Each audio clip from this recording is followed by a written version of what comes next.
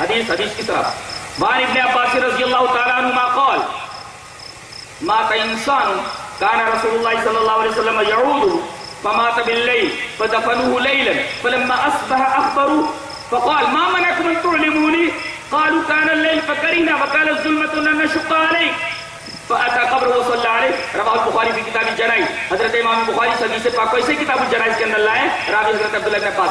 حضرت عبداللہ بن عباس فرماتے ہیں کہ نبی کریم صلی اللہ علیہ وسلم کو معلوم ہے کہ ایک آدمی بیمار ہے, اس کی عیادت کے لیے جاتے تھے. وہ آدمی جس کی عیادت کے لیے آپ جاتے تھے وہ آدمی مر گیا. فمات باللیل, وہ رات ہی میں مر گیا. فدفنوه باللیل, رات ہی میں دفن کر دیا. ایک مسئلہ یہ معلوم ہوا کہ اگر کوئی آدمی رات کے اندر مر جاتا ہے تو اسے رات کے اندر دفنایا جا سکتا ہے, لیکن 5 وقتوں میں مردے کو دفنایا نہیں جا سکتا. درست نہیں ہے 5 وقتوں میں دفنانا. کب سے کب تک؟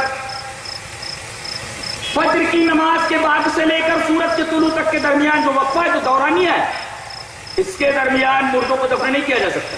ایک, سورج نکل آئے, جب تک پوری طرح نہ نکل جائے مردے کو دفن نہیں کر سکتے. 2, تیسرے زوال کے ٹائم.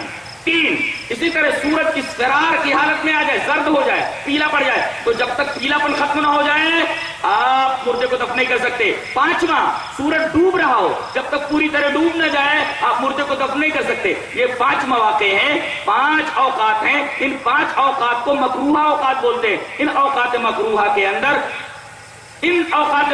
اندر مردوں کو دفن نہیں کیا جا سکتا. بقیہ اور اوقات کے اندر مردوں کو دفن کر سکتے ہیں. اب یہ آدمی جو بیمار تھا رات میں مر گیا, صحابہ کرام نے اس کو رات ہی میں دفن کر دیا.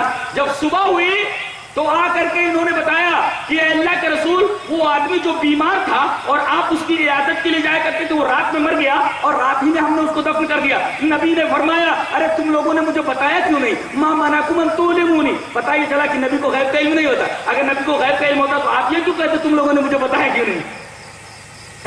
اس کے بعد لوگوں نے یہ جواب دیا قالوا کان اللیل, رات تھی, وہ کان الظلمۃ ان نشق علیک, رات تاریک تھی, ہم نے سوچا کہ اس تاریکی کے اندر آپ نکلیں گے تو کہیں گر نہ پڑے. یہ عقیدہ بتلایا گیا کہ نبی نور کے بنے ہوئے نہیں تھے. اگر نور کے بنے ہوئے ہوتے تو آپ کو تاریکی سے کیا ڈر, روشنی کو تاریکی سے کیا ڈر ہوتا ہے؟ یہ صحابہ کرام کا عقیدہ ہے کہ آپ نور کے بنے ہوئے نہیں تھے. یہ بدعتی عقیدہ ہے کہ وہ مانتے ہیں کہ نبی کو غیب کا علم تھا. یہ مانتے ہیں کہ نبی اکرم صلی اللہ علیہ وسلم حاضر و ناظر تھے. حاضر و ناظر کا بھی رد ہوا اس لیے کہ وہ مر رہا تھا آدمی, تو نبی اکرم صلی اللہ علیہ وسلم نے یہ کہا کہ تم لوگوں نے مجھے بتایا کیوں نہیں؟ آپ حاضر و ناظر ہوتے تو وہاں آپ کو معلوم ہوتا.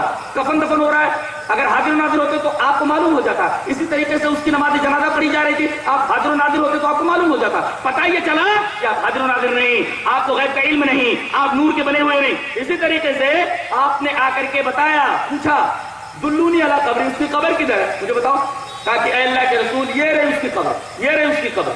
تو نبی کریم صلی اللہ علیہ وسلم آئے اور قبر کو آگے کر کے آپ نے نماز جنازہ پڑھی. ایک مسئلہ یہ معلوم ہوا کہ اگر کوئی آدمی نماز جنازہ نہ پڑھ سکے تو قبر کو سامنے آ کر کے اکیلے بھی نماز جنازہ پڑھ سکتا ہے. پتہ یہ چلا کہ قبرستان میں نماز جنازہ کے علاوہ کوئی اور نماز نہیں پڑھی جا سکتی.